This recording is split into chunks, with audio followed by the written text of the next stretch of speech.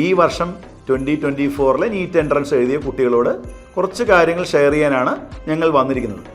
ഈ വർഷത്തെ എക്സാം കഴിഞ്ഞു. ആക്ച്വലി കീ ഇതുവരെ പബ്ലിഷ് ചെയ്തിട്ടില്ല നാഷണൽ ടെസ്റ്റിംഗ് ഏജൻസി. പക്ഷേ കേരളത്തിലെ ഒരു സിനാറിയോ എന്ന് പറയുമ്പോൾ ഓൾറെഡി റിസൾട്ട് വന്നൊരു പ്രതീതിയാണ്. കോച്ചിങ് സെൻറ്റേഴ്സ് പണ്ട് നോർത്ത് ഇന്ത്യയിലൊക്കെ ആയിരുന്നു കോച്ചിങ് സെൻറ്റേഴ്സ് തമ്മിൽ പരസ്പരം മത്സരിക്കുന്നതെങ്കിൽ ഇപ്പോൾ കേരളത്തിൽ ഭയങ്കര മത്സരമാണ്. ഒരുപാട് കുട്ടികൾ നമ്മൾ പഠിപ്പിച്ചതും മറ്റ് സ്ഥാപനങ്ങളിൽ പഠിച്ച കുട്ടികളെല്ലാം വിളിച്ച് ചോദിക്കുന്നുണ്ട്, സാർ എനിക്ക് 650 മാർക്കുണ്ട്, എനിക്ക് എൻട്രൻസ് കിട്ടുമോ? എനിക്ക് 670 മാർക്കുണ്ട്, ഞാൻ ഔട്ടാവുമോ? എനിക്ക് 610 ഉള്ളൂ, OBC കിട്ടുമോ? അങ്ങനെ പല കൺഫ്യൂഷനാണ്. അപ്പോൾ ആ കാര്യം ഒന്ന് അഡ്രസ്സ് ചെയ്യാനാണ് ഞാൻ നിങ്ങളുടെ മുന്നിലേക്ക് വന്നിരിക്കുന്നത്. ആക്ച്വലി നിങ്ങൾ ആരും പേടിക്കണ്ട, കാരണം കഴിഞ്ഞ വർഷവുമായി കമ്പയർ ചെയ്യുമ്പോൾ കുറച്ചുകൂടെ എളുപ്പമാണ് എക്സാം, അത് ശരിയാണ്. പക്ഷേ ഈ 700 മാർക്ക് കിട്ടിയ കുട്ടിക്ക് എൻട്രൻസ് കിട്ടില്ല, 670 കിട്ടിയാൽ കിട്ടില്ല, 650 കിട്ടിയാൽ കിട്ടില്ല, ഇതൊക്കെ ചുമ്മാ പറയുന്നതാണ്. കാരണം ഞാൻ മനസ്സിലാക്കിയെടുത്തോളം 700 മാർക്ക് കടന്നു എന്ന് പറഞ്ഞ് പല കോച്ചിങ് സെൻറ്റേഴ്സും അവകാശവാദം ഉന്നയിക്കുമ്പോൾ പല കുട്ടികളും കോമൺ ആണ്. ഒരു കുട്ടി അവിടെ ഓൺലൈൻ അറ്റൻഡ് ചെയ്തു, ഇപ്പുറത്തെ ഓഫ്ലൈൻ അറ്റൻഡ് ചെയ്തു, ചില കുട്ടികൾ നോർത്ത് ഇന്ത്യയിൽ ക്ലാസ് അറ്റൻഡ് ചെയ്തു. ഈ കുട്ടികളുടെ എല്ലാം റിസൾട്ടുകളാണ് പലരും അങ്ങോട്ടും ഇങ്ങോട്ടും പബ്ലിഷ് ചെയ്തിരിക്കുന്നത്. കോച്ചിങ് സെൻറ്റേഴ്സ്, ഞാനും ഒരു കോച്ചിങ് സെൻറ്റർ നടത്തുന്ന ആളായതുകൊണ്ട് കോച്ചിങ് സെൻറ്റേഴ്സിനെ ഞാൻ കുറ്റപ്പെടുത്തല്ല. നിലനിൽപ്പിൻ്റെ പ്രശ്നമാണ് ഞങ്ങൾക്കൊക്കെ. കാരണം അടുത്ത വർഷം കുട്ടികൾ റിപ്പീറ്റ് ചെയ്യാൻ വന്നില്ലെങ്കിൽ ഞങ്ങൾ എന്ത് ചെയ്യും എന്നുള്ളൊരു ടെൻഷനാണ് ഞങ്ങളെ ഇത്തരത്തിൽ പ്രേരിപ്പിക്കുന്നത്. പക്ഷേ ഇതിൽ ബലിയാടികളായി പോകുന്നത് സത്യം പറഞ്ഞാൽ കുട്ടികളാണ്, അവരുടെ വിഷമങ്ങളാണ്. കാരണം അവരിന്ന് ചിന്തിക്കുകയാണ്, ഞാൻ ഇനി പഠിച്ചിട്ട് കാര്യമുണ്ടോ? അപ്പോൾ ഈ ഒരു കാര്യമാണ് ഞാനിവിടെ അഡ്രസ്സ് ചെയ്യുന്നത്. അതിൽ നമ്പർ 1 എനിക്ക് പറയാനുള്ളത്, ഇനിയും കുറേ എൻട്രൻസുകൾ ബാക്കിയുണ്ട്. നിങ്ങൾക്കറിയാം CUET, ISER, അതുപോലെ തന്നെ കേരള എൻട്രൻസ്, പല എക്സാമുകളും ഇനിയും നടക്കാനുണ്ട്. അപ്പോൾ ഓൾറെഡി ഈ നീറ്റ് പരീക്ഷയിൽ മാർക്ക് ഇത്തിരി കുറഞ്ഞു പോയി എന്ന് വിചാരിച്ച് ഒരു കുട്ടിയും ടെൻഷൻ അടിക്കരുതെന്ന് ഞാൻ പറയുന്നത്. കാരണം നിങ്ങൾക്ക് നീറ്റിൽ കിട്ടുന്ന എന്തൊക്കെയാണോ നിങ്ങൾക്ക് നീറ്റിലൂടെ അച്ചീവ് ചെയ്യാൻ പറ്റുന്നത്, ഒരു പക്ഷേ അതിന് ഇക്വിവാലൻ്റ് ആയിട്ടുള്ള പല കോഴ്സുകളും സെൻട്രൽ യൂണിവേഴ്സിറ്റികളിലും അതുപോലെ ഐസറുകളിലും എല്ലാം അവൈലബിൾ ആണ്. അപ്പോൾ നിങ്ങൾ ഡെസ്പ് അടിച്ചിരിക്കുന്നതിന് പകരം വരാൻ പോകുന്ന എൻട്രൻസുകൾ കൂടെ എഴുതിയെടുക്കാനുള്ള ഒരു ശ്രമം നടത്തണം, അല്ലാതെ നിങ്ങൾ കരഞ്ഞുകൊണ്ടിരിക്കരുത് എന്നുള്ളതാണ് ഒന്നാമത്തെ കാര്യം. രണ്ടാമത്തെ കാര്യം എന്താണെന്ന് ചോദിച്ചു കഴിഞ്ഞാൽ അത് വളരെ ഇമ്പോർട്ടൻ്റാണ്. കാരണം മാർക്ക് ഇൻ കേസ് ഇനിയിപ്പോൾ ഫൈനൽ റിസൾട്ട് വന്നപ്പോൾ ഇത്തിരി കുറഞ്ഞു പോയി, നിങ്ങൾ ഒരിക്കലും തളരരുത്. കാരണം എന്താ ചോദിച്ചു കഴിഞ്ഞാൽ നിങ്ങളുടെ ലൈഫിൽ ഒരു പാഷൻ, ആ പാഷന് വേണ്ടി നിങ്ങൾ വർക്ക് ചെയ്തുകൊണ്ടിരിക്കുക. നിങ്ങൾക്ക് ഡോക്ടർ ആവണം എന്നുള്ളൊരു ആഗ്രഹമാണ് നിങ്ങളുടെ മുന്നിൽ നിൽക്കുന്നതെങ്കിൽ നിങ്ങൾ അതിനെ പിന്തുടരണം. 1 വർഷം പോയതുകൊണ്ടോ ഇനി 2 വർഷം പോയതുകൊണ്ടോ നിങ്ങൾക്ക് ലൈഫിൽ ഒന്നും നഷ്ടപ്പെടാനില്ല. MBBS കഴിഞ്ഞ് 1, 2, 3 കൊല്ലം നിങ്ങൾക്ക് MDക്ക് വേണ്ടി പ്രിപ്പറേഷനും ചിലപ്പോൾ നഷ്ടപ്പെടാമല്ലോ. അപ്പം അതുകൊണ്ട് ഞാൻ പറയുന്നത്, 1 വർഷം നിങ്ങൾ വിചാരിച്ച പോലെ പെർഫോം ചെയ്യാൻ പറ്റിയില്ല എന്ന് വിചാരിച്ച് ഒരു ടെൻഷനും കാര്യമില്ല. കാരണം നിങ്ങളെക്കാൾ മികച്ച രീതിയിൽ വേറെ കുട്ടികൾ പെർഫോം ചെയ്തതുകൊണ്ടല്ലേ നിങ്ങൾ താഴേക്ക് പോയത്. അവരെ ഓവർടേക്ക് ചെയ്യണം. ഇപ്പോൾ ഈ കാര്യങ്ങളിലേക്ക് വരുമ്പോൾ ഇപ്പോൾ എൻ്റെ കൂടെ ഉള്ളത് ഡോക്ടർ ജോൺ ജെ ലാൽ. അദ്ദേഹം നമ്മുടെ ബയോളജി ഡിപ്പാർട്ട്മെൻറ്റ് ഹെഡാണ്. ഞാനും ഒരു എൻട്രൻസ് കോച്ചിങ് സെൻറ്ററിൻ്റെ നിങ്ങൾക്കറിയാം സഫയർ ഫ്യൂച്ചർ അക്കാഡമി എന്ന് പറഞ്ഞ സ്ഥാപനത്തിലെ ഫിസിക്സ് ടീച്ചറാണ് ഞാൻ. ഇപ്പം ഞങ്ങൾക്കും എൻട്രൻസിനെ കുറിച്ച് പറയാനുണ്ട്. ജോൺ ലാൽ സാറാണ് കൂടെയുള്ളത്. കൂടെ ശ്രീലക്ഷ്മി സുനിൽ. ഈ കുട്ടിയെക്കുറിച്ചും എനിക്ക് കുറച്ച് കാര്യങ്ങൾ പറയാനുണ്ട്. അപ്പോൾ ആ കാര്യങ്ങളിലേക്കാണ് ഞങ്ങൾ വരുന്നത്. അപ്പോൾ ഈ വർഷത്തെ എൻട്രൻസിൽ നിങ്ങൾ ഒബ്സർവ് ചെയ്താൽ ഒരു കാര്യം മനസ്സിലാവും. ഹൈ സ്കോറിംഗ് ആണ്, ഞാൻ സമ്മതിക്കുന്നു. ഈ ശ്രീലക്ഷ്മി എന്ന് പറഞ്ഞ കുട്ടി ആദ്യ ചാൻസിൽ 559 മാർക്സ് ആണ് എന്തിൽ വാങ്ങിച്ചത്? നീറ്റിൽ വാങ്ങിച്ചത്. പക്ഷേ അൺഫോർച്ചുനേറ്റ്ലി നിങ്ങൾക്കറിയാം, ഗവൺമെൻറ് മെഡിക്കൽ സീറ്റ് കിട്ടണമെങ്കിൽ നമുക്കൊരു 650 അല്ലെങ്കിൽ 630 ഒക്കെ വേണമായിരുന്നു കഴിഞ്ഞ വർഷം, അല്ലേ? നല്ല കോളേജുകൾ കിട്ടാം. കുട്ടി വീണ്ടും റിപ്പീറ്റ് ചെയ്തു. 559 നിന്നും ഇന്ന് ശ്രീലക്ഷ്മി 720 700 മാർക്ക് വാങ്ങിച്ചിട്ടുണ്ട്. ഇതുപോലെ കുറേ ശ്രീലക്ഷ്മിമാരുണ്ട്. ഞാനൊരു എക്സാമ്പിൾ കാണിക്കാനുള്ള കാരണം, ഇയാൾക്കൊരു പ്രത്യേകത കൂടുന്നു. ബോർഡ് എക്സാമിനേഷനിൽ ആദ്യ ചാൻസിൽ 1200 മാർക്കും വാങ്ങിച്ചു. ഈ കുട്ടിയുടെ പേരൊന്നും നിങ്ങൾ വേറെ എവിടെയും കാണില്ല, സഫയർ ഫ്യൂച്ചർ അക്കാഡമി മാത്രമേ കാണൂ. അതിന് കാരണം ഇയാൾ ഓപ്പൺ സ്കൂളിങ്ങിൽ, ഞങ്ങളുടെ തന്നെ ഓപ്പൺ സ്കൂളിംഗ് സ്കീമിലാണ് ഈ കുട്ടി പഠിച്ചത്. അപ്പം ഞാൻ പറഞ്ഞ പോയിന്റ് എന്താ ചോദിച്ചു കഴിഞ്ഞാൽ, ശ്രീലക്ഷ്മി ആദ്യ ചാൻസിൽ 559 മാർക്ക് കിട്ടി. ഇനി എനിക്ക് ലൈഫില്ല, ഞാൻ ഇനി റിപ്പീറ്റ് ചെയ്തിട്ട് കാര്യമില്ലെന്ന് വിചാരിച്ചിരുന്നെങ്കിൽ ഇന്ന് ഈ കുട്ടിക്ക് 700 മാർക്ക് കിട്ടുമായിരുന്നോ? ഇതാണ് നമ്മുടെ ചർച്ച. നമുക്ക് ജോൺലാൽ സാറിലേക്ക് വരാം. ജോൺലാൽ സാറിന് എന്താണ് ഈ ഒരു കാര്യത്തെക്കുറിച്ച് പറയാനുള്ളത് നോക്കിയതിന് ശേഷം നമുക്ക് ശ്രീലക്ഷ്മിയിലേക്ക് പോകാം.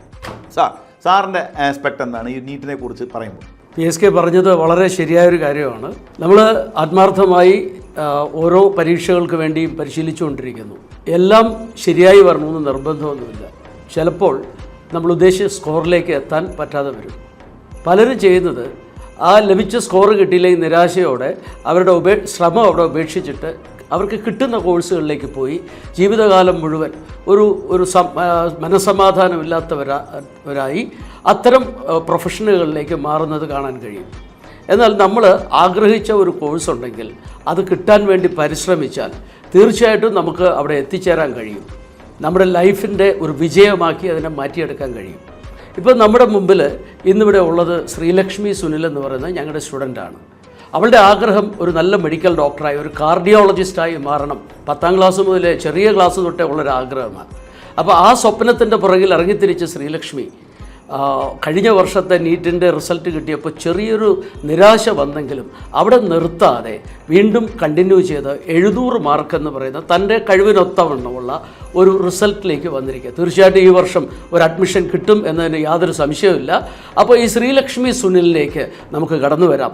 അദ്ദേഹം എന്താണ് നമ്മളോട് പറയാനുള്ളത്, തൻ്റെ പരിശ്രമങ്ങൾ എത്രമാത്രം ഉണ്ടായിരുന്നു, ഏതെല്ലാം സ്ട്രെസ്സിലൂടെ സ്ട്രെയിനിലൂടെ കടന്നുപോയി, ഒക്കെ കാര്യങ്ങൾ നമുക്ക് ശ്രീലക്ഷ്മിയോട് ചോദിച്ച് മനസ്സിലാക്കാം.